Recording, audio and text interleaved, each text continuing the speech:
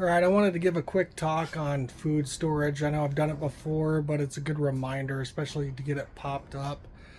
So, for me, when I do my food storage, and I've got a lot put away, but thinking from a beginner standpoint, you want to have a mindset of kind of really your first 30 days. Your pantry being the first thing that you deplete, and then the next stage that you deplete needs to be things that are very easily cooked. So canned foods, things like that, or the quick meals. I'll show you some of those.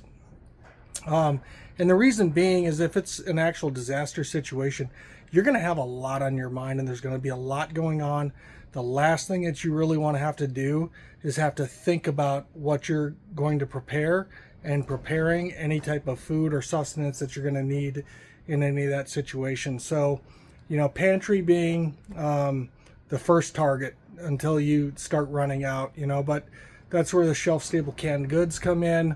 Any things that you store normally in your house, you should have at least 3 days of food in your pantry.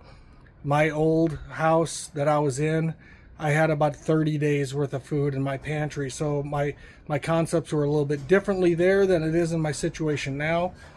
So now it's, 3 to 5 is what I have sitting in my pantry. But then for, 30 or 45 or more days, I have a number of bins of, these pre-made meals. So really easy. I think I picked each one of these up when they were running some kind of sale, and that's why I got them. And I think they're all the same thing. There's a different color bin there.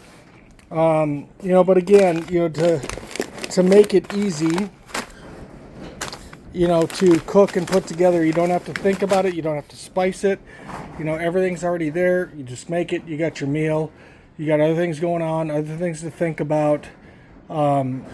So you can get easy, quick food with minimal thought and effort. And then if I ever get into a situation where I am looking at longer term, I have a number of freeze-dried things from protein all the way to fruits and vegetables that go across, and some dairy as well. And then a little bit of what you can see of all my bins that I have stored across here. I think it's something like bins. So, and that's the stuff where, if things are really bad, all of this is just to get me to where I can take the tens of thousands of seeds that I have and get something producing and get that working, so then I start becoming self-sustainable with a food system. I think if you really looked at it in its stages, it's that immediate, short-term disaster situation where 3 to 5 days of food.